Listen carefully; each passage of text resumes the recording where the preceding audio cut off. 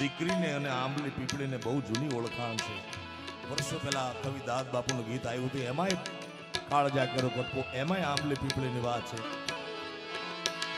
હે આંબલી પીપળી